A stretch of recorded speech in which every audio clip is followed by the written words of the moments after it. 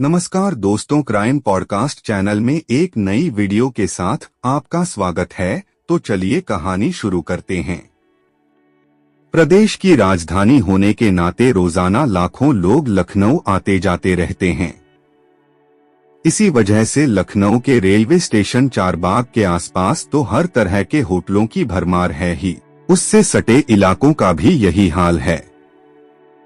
ऐसा ही एक इलाका है नाका हिंडोला। यहाँ भी छोटे बड़े तमाम होटल हैं। नाका हिंडोला के मोहल्ला विजयनगर में गुरुद्वारे के पीछे एक होटल है, सिंह होटल एंड पंजाबी रसोई। 16 सितंबर की सुबह 11 बजे के आसपास होटल का कर्मचारी मोहन बहादुर बेसमेंट में बने कमरों की ओर गया तो गैलरी में उसे एक बच्चा रोता हुआ दिखाई दिया। वह लपक कर बच्चे के पास पहुंचा। बच्चा 4 साल के आसपास रहा होगा। उसने उसे गोद में उठाकर पुचकारते हुए पूछा, क्या हुआ बेटा, मम्मी ने मारा क्या? नहीं, मम्मी ने नहीं मारा। मम्मी को पापा मारकर भाग गए, बच्चे ने कहा। मारकर कहाँ भाग गए पापा? मोहन ने पूछा तो बच्चा रोते हुए बोला, पता नहीं। मोहन बहादुर को पहले लगा कि पति पत्नी में मारपीट हुई होगी या हो रही होगी, इसलिए बच्चा रोते हुए बाहर आ गया होगा। लेकिन अब उसे मामला कुछ और ही लगा, इसलिए उसने पूछा, मम्मी कहाँ हैं?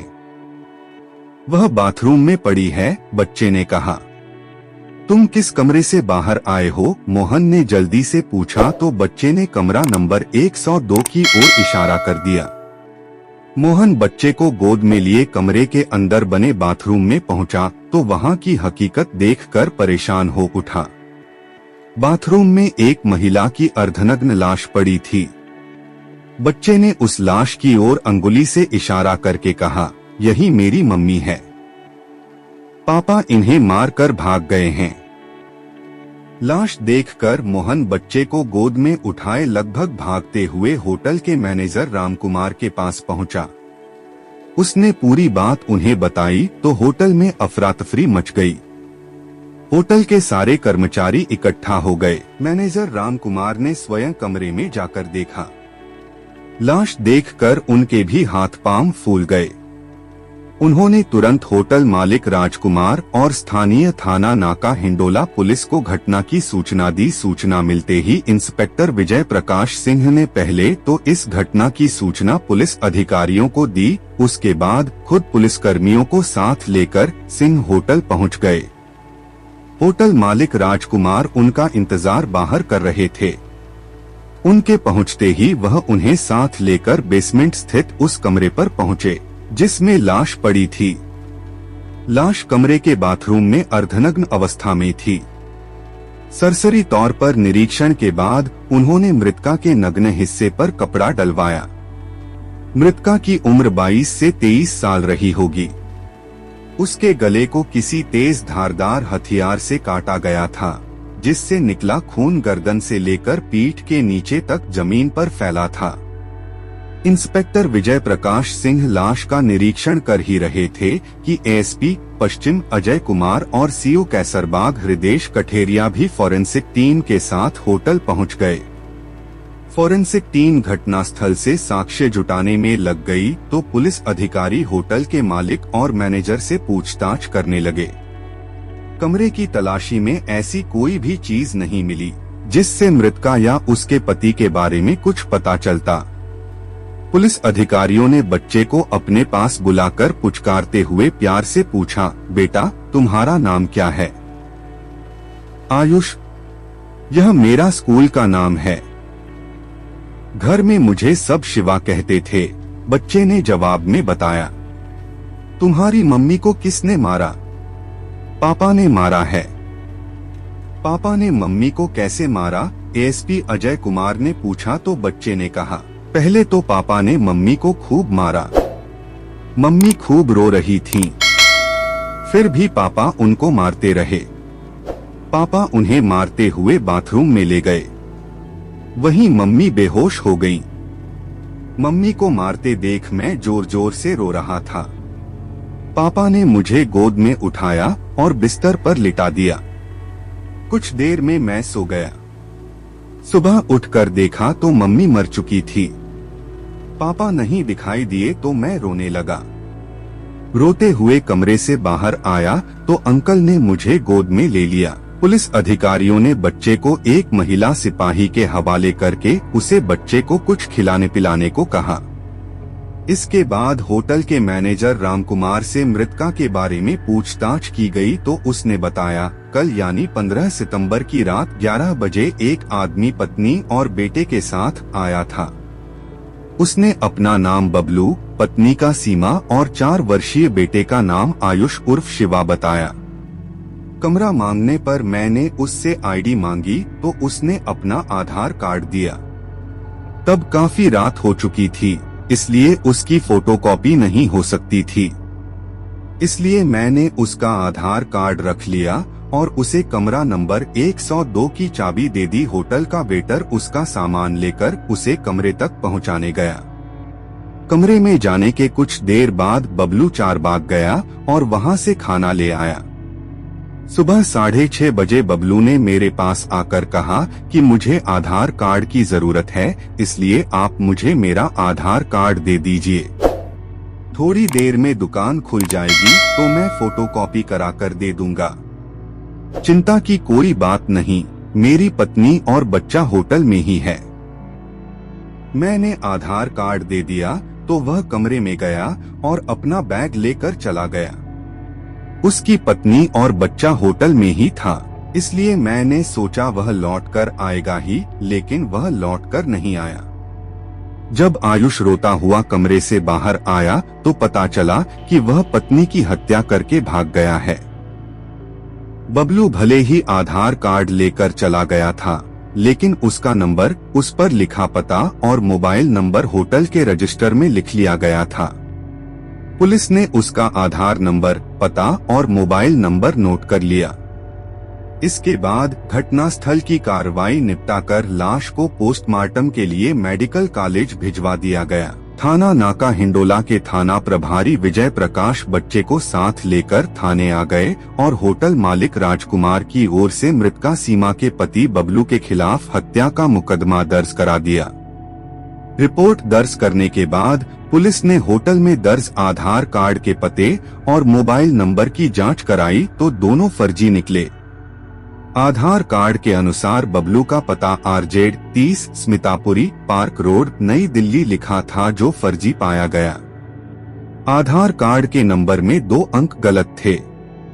कमरे में ऐसा कुछ भी नहीं मिला था जिससे हत्यारे के बारे में या मृतका के बारे में कुछ पता चलता। इंस्पेक्टर विजय प्रकाश सिंह सोच रहे थे कि अब क्या किया जाए। तभी उनकी नजर आयुष पर पड़ी। वह स्कूल की ड्रेस पहने था। उन्होंने उसकी स्कूली शर्ट के कॉलर पर लगे टैग को देखा। उसमें जो लेबल लगा था उसमें स्टार यूनिफॉर्म लिखा था।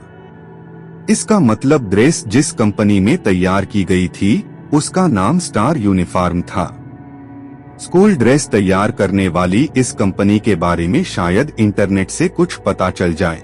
यह सोचकर उन्होंने इंटरनेट पर सर्च किया तो कंपनी का पता और फोन नंबर मिल गया। पुलिस ने उस नंबर पर फोन करके संपर्क किया। जब कंपनी के बारे में पता चल गया तो पुलिस ने व्हाट्सएप द्वारा आयुष और उसकी ड्रेस की फोटो कंपनी को भेजी तो कंपनी ने बताया कि यह ड्रेस एक प्ले स्कूल की है जिसका पता है M24 चाणक्य प्लेस डाबरी नई दिल्ली। यह जानकारी मिलने के बाद पुलिस की एक टीम नई दिल्ली पहुंच गई। इस पुलिस टीम ने प्ले स्कूल के प्रबंधक को आयुष का फोटो दिखाकर पूरी बात बताई तो प्रबंधक ने स्कूल के रजिस्टर से आयुष के घर का पता लिखा दिया। आयुष के माता पिता स्कूल से कुछ दूरी पर सीतापुरी कॉलोनी में अवधेश के मकान में किराए पर कमरा लेकर रहते थे। पुलिस टीम ने अवधेश से पूछताछ की तो पता चला कि उसके किराएदार का नाम बबलू नहीं बल्कि मणिकांत मिश्रा है और वह गोरखपुर के थाना सहजनवा के मोहल्ला डुगडुया का रहने वाला है। उसके पिता का नाम विश्वंभरनाथ मिश्रा है। सीमा उसकी ब्याहता पत्नी नहीं थी बल्कि दोनों लिव इन रिलेशन में रहते थे। पुलिस टीम ने दिल्ली से ही इंस्पेक्टर विजय प्रकाश को फोन करके सीमा के असली हत्यारे का नाम पता बता दिया। इसके बाद विजय कुमार ने दूसरी पुलिस टीम गोरखपुर भेज दी। 19 सितंबर को गोरखपुर गई पुलिस टीम ने स्थानीय पुलिस की मदद से मणिकांत के घर छापा मारा तो वह घर पर ही मिल गया। पूछताछ में उसने न केवल सीमा की हत्या का अपना अपराध कबूल कर लिया बल्कि हत्या में प्रयुक्त सब्जी काटने वाला चाकू भी बरामद करा दिया। पुलिस टीम मणिकांत को गिरफ्तार करके लखनऊ ले आई। थाने में की गई पूछताछ में मणिकांत ने सीमा की हत्या की जो कहानी सुनाई वह कुछ इस प्रकार थी। उत्तर प्रदेश के जिला गोरखपुर के थाना पिपराइच के पुखरभिंडा गांव में रहता था कमल सिंह। उसके परिवार में पत्नी और एक ही बेटी थी सीमा। वह अपराधी प्रवृत्ति का था, इसलिए पत्नी और बच्चों पर खास ध्यान नहीं देता था। वैसे भी वह ज्यादातर जेल में ही रहता था, इसलिए पत्नी और बेटी अपने मन की मालिक थीं। सीमा खूबसूरत भी थी और महत्वाकांक्षी भी। वह जवान हुई तो उसकी खूबसूरती लोगों की आंखों में बैठ गई। उसे जो भी देखता ही रह जाता। जिसका बाप अपराधी हो उसके घर का माहौल तो वैसे भी अच्छा नहीं होता, क्योंकि उसके साथ उठने बैठने वाले कोई अच्छे लोग तो होते नहीं। कमल के यहाँ भी उसी के जैसे लोग आते थे। जवान बेटी को ऐसे लोगों से दूर रखना चाहिए, लेकिन कमल को इस बात की कोई चिंता ही नहीं थी। वह सभी को घर के अंदर ही बैठाता था। बदमाश प्रवृत्ति का व्यक्ति किसी का नहीं होता, इसलिए उन सब की नजरें कमल की जवान बेटी पर जम गई थीं। बगल के ही गांव भरहट का रहने वाला एक लड़का कमल के यहाँ आता रहता था। वह भी अपराधी प्रवृत्ति का था। वह कुंवारा था, इसलिए उसने कमल सिंह के सामने सीमा से शादी करने का प्रस्ताव रखा तो कमल सिंह ने सोचा कि उसे बेटी की शादी तो करनी ही है। अगर वह अपने हिसाब से शादी करेगा तो दुनिया भर का इंतजाम और दान दहेज के लिए काफी पैसे खर्च करने पड़ेंगे, और यदि वह सीमा की शादी इस लड़के से कर देता है तो उसे अपने पास से एक पैसा खर्च नहीं करना पड़ेगा। इतना ही नहीं बल्कि वह चाहे तो इस लड़के से कुछ पैसे भी ले लेगा। लड़का उसे पसंद था, इसलिए उसने कहा, सीमा की शादी तो मैं तुमसे कर दूंगा, लेकिन कुछ देने के बजाय मुझे तुमसे कुछ चाहिए। लड़का भी सीमा के लिए बेचैन था, इसलिए उसने कहा, चाचा जी, मैं सीमा के लिए अपना सब कुछ आपको दे सकता हूँ। मुझे तुम्हारा सब कुछ नहीं चाहिए। सब कुछ दे दोगे तो मेरी बेटी को खिलाओगे पिलाओगे कहाँ से? मुझे कुछ रुपए चाहिए, क्योंकि मेरे ऊपर काफी कर्ज हो गया है। वह लड़का कमल द्वारा मांगी गई रकम देने को तैयार हो गया तो उसने सीमा का विवाह उस युवक से करा दिया। सीमा पिता के घर से ससुराल पहुंच गई। वहां कुछ दिनों तक तो सब कुछ ठीक ठाक रहा, लेकिन बाद में वह लड़का बात बात पर सीमा से मारपीट करने लगा तो परेशान होकर सीमा उससे तलाक लेकर मायके चली आई। सीमा पहले से ही बिना अंकुश की थी। शादी के बाद वह और आजाद हो गई। उसे किसी से भी बात करने या मिलने में जरा भी हिचक नहीं होती थी। कोई रोक टोक भी नहीं थी, इसलिए वह कहीं भी किसी के भी साथ घूमने चली जाती थी। इसकी सबसे बड़ी वजह थी उसकी जरूरतें, इसलिए जो भी उसकी जरूरतें पूरी करता वह उसी की हो जाती। ऐसे में ही उसकी मुलाकात थाना पिपराइच के गांव पकडियार के रहने वाले केदार सिंह के बेटे मनोहर सिंह से हुई तो वह उससे जुड़ गई। केदार सिंह खेती किसानी करते थे। मनोहर सीमा को इस कदर चाहने लगा कि वह उससे शादी करने के बारे में सोचने लगा। मनोहर ने अपने पिता केदार सिंह से शादी के लिए कहा तो उन्होंने मना कर दिया, लेकिन मनोहर ने जिद पकड़ ली कि वह शादी करेगा तो सीमा से ही करेगा, अन्यथा कुंवारा ही रहेगा। तब मजबूर होकर केदार सिंह को झुकना पड़ा। वह सीमा से उसकी शादी कराने को राजी तो हो गए, लेकिन उन्होंने शर्त रख दी कि सीमा को उनके हिसाब से घर में रहना होगा, जबकि वह जानते थे कि सीमा ज्यादा दिनों तक उनकी इच्छानुरूप नहीं रह सकती। इसीलिए उन्होंने यह शर्त रखी थी। मनोहर से शादी के बाद सीमा ने एक बेटे को जन्म दिया। जिसका नाम आयुष रखा गया। लेकिन घर में उसे सब प्यार से शिवा कहते थे। केदार सिंह ने सीमा पर काफी बंदिशें लगा रखी थीं। उसे परेशान करने के लिए वह बात बात पर उसे प्रताड़ित करते रहते थे। सीमा को बंदिशें वैसे भी कभी रास नहीं आई। वह तो खुले आकाश में विचरण करने वाली युवती थी। यही वजह थी कि जल्दी ही वह उस घर के माहौल से तंग आ गई। वह उस घर से भागने की कोशिश करने लगी। आखिर एक दिन मौका मिलते ही वह बेटे को लेकर उस घर से हमेशा हमेशा के लिए भाग निकली। सीमा मायके आई तो उसका पिता कमल सिंह किसी मामले में गोरखपुर जेल में बंद था। सीमा अक्सर अपने पिता से मिलने जेल जाती रहती थी। वहीं उसकी मुलाकात मणिकांत मिश्रा से हुई। वह भी अपने पिता विश्वंभरनाथ मिश्रा से मिलने जेल आता रहता था। मणिकांत के पिता विश्वंभरनाथ मिश्रा जिला महाराजगंज में कोऑपरेटिव बैंक की नौतनवा शाखा में सचिव थे। 2008 में उन्हें गबन और धोखाधड़ी के मामले में गोरखपुर जेल भेज दिया गया था। मणिकांत मिश्रा मां बाप का एकलौता बेटा था। मणिकांत भी अपने पिता से मिलने जेल आता रहता था और सीमा भी अक्सर दोनों की मुलाकात हो जाती थी। कभी दोनों ने एक दूसरे के बारे में पूछ लिया तो उसके बाद उनमें बातचीत होने लगी। बातचीत होते होते उनमें दोस्ती हुई और फिर प्यार। बाप जेल में था, मुकदमा चल रहा था। आमदनी का कोई और जरिया नहीं था, इसलिए मणिकांत दिल्ली चला गया और वहां वह कढ़ाई का काम करने लगा। रहने के लिए उसने डाबड़ी की सीतापुरी कॉलोनी में अवधेश के मकान में एक कमरा किराए पर ले लिया। मणिकांत दिल्ली में रहता था और सीमा गोरखपुर में, लेकिन दोनों में फोन पर बातें होती रहती थीं। सीमा ने उससे कहा कि उसे वहां अच्छा नहीं लगता। इस पर मणिकांत ने उसे दिल्ली बुला लिया। वह बेटे को लेकर दिल्ली पहुंच गई।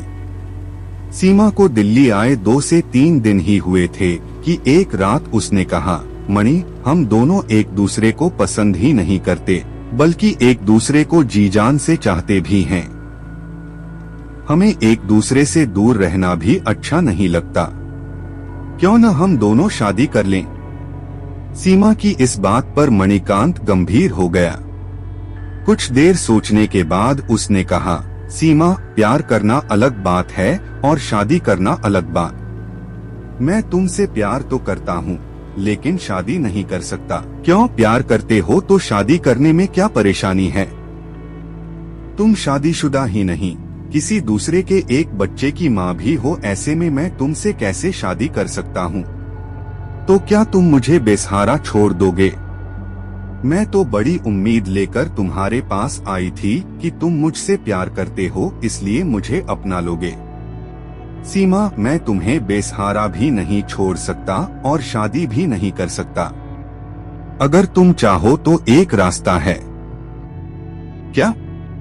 लिव इन रिलेशनशिप, यानी हम दोनों बिना शादी के एक साथ पति पत्नी की तरह रह सकते हैं। सीमा मरती क्या न करती, वह राजी हो गई। इसके बाद दोनों बिना शादी के ही पति पत्नी की तरह साथ रहने लगे। मणिकांत ने पास के ही चाणक्य प्लेस स्थित एक प्ले स्कूल में आयुष का एडमिशन करा दिया। सीमा की भी उसने एक कॉल सेंटर में नौकरी लगवा दी। वहां सीमा को 5,000 रुपए प्रतिमाह वेतन मिलता था। सीमा जल्दी ही अपने रंग दिखाने लगी।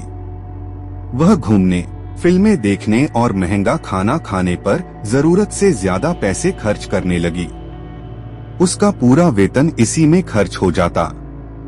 पैसे खत्म हो जाते तो वह परेशान हो उठती।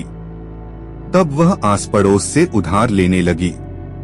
उन पैसों को भी वह अपने शौक पूरा करने में उड़ा देती। उधार देने वालों के पैसे सीमा वापस न करती तो वे मणिकांत से पैसे मांगते। सीमा की इन हरकतों से मणिकांत परेशान रहने लगा। उसने सीमा को कई बार समझाया, लेकिन उस पर कोई असर नहीं हुआ। धीरे धीरे उसे सीमा के चरित्र पर भी शक होने लगा, क्योंकि सीमा हर किसी से इस तरह खुलकर बात करती थी जैसे वह उसका बहुत खास हो। इसके अलावा उसे लोगों से पैसा भी बड़े आराम से उधार मिल जाता था। इससे मणिकांत को लगने लगा कि सीमा ने ऐसे लोगों से संबंध बना रखे हैं। इन्हीं बातों को लेकर दोनों के बीच आए दिन झगड़ा होने लगा। हद तब हो गई जब सीमा मणिकांत पर दबाव बनाने लगी कि वह गोरखपुर की अपनी सारी संपत्ति बेचकर दिल्ली में एक अच्छा सा मकान लेकर यहीं रहे। मणिकांत सीमा की हरकतों से वैसे भी परेशान था। जब वह उस पर संपत्ति बेचने के लिए ज्यादा दबाव बनाने लगी तो वह सीमा से छुटकारा पाने के बारे में सोचने लगा। उसे पता था कि यह औरत सीधे उसका पीछा नहीं छोड़ेगी, इसलिए उसने उसे खत्म करने का विचार बना लिया। पूरी योजना बनाकर उसने सीमा से गोरखपुर के अपने गांव चलने को कहा तो वह खुशी खुशी चलने को तैयार हो गई।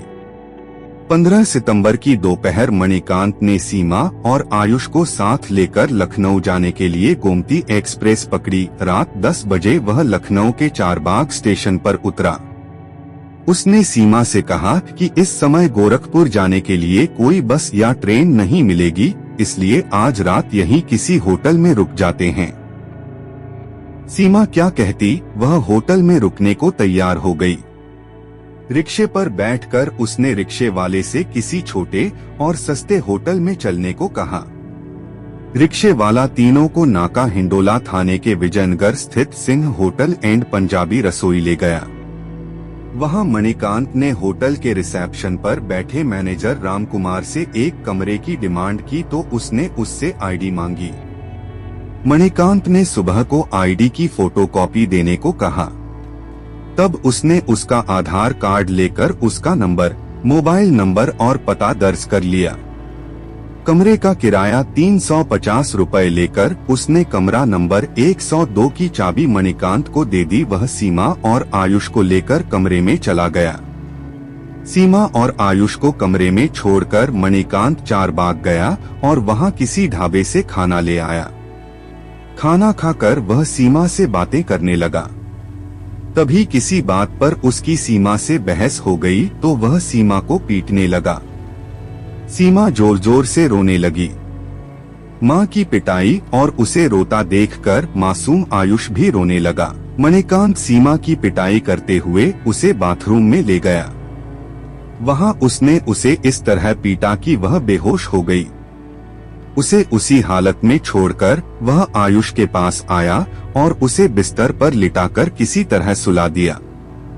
इसके बाद उसने घर से बैग में रखकर लाया सब्जी काटने वाला चाकू निकाला और बाथरूम में बेहोश पड़ी सीमा का बेरहमी से गला काट दिया, जिससे उसकी मौत हो गई। रात भर वह उसी कमरे में रहा। सवेरा होने पर उसने मैनेजर से अपना आधार कार्ड लिया और बैग लेकर निकल गया। होटल से निकलकर वह गोरखपुर स्थित अपने घर चला गया। उसने अपनी ओर से होटल में कोई सबूत नहीं छोड़ा था, लेकिन पुलिस आयुष की स्कूल ड्रेस के टैग के सहारे उस तक पहुंच ही गई। सारी कानूनी औपचारिकताएं पूरी करके पुलिस ने मणिकांत को न्यायालय में पेश किया, जहां से उसे न्यायिक अभिरक्षा में जेल भेज दिया गया। पुलिस ने आयुष को चाइल्ड लाइन भेजकर सीमा के पति मनोहर और उसके घर वालों से संपर्क किया तो उसके चाचा चाची आकर उसे ले गए। दोस्तों, आप इस घटना के बारे में क्या कहना चाहोगे? कमेंट्स करके अपनी राय जरूर दें।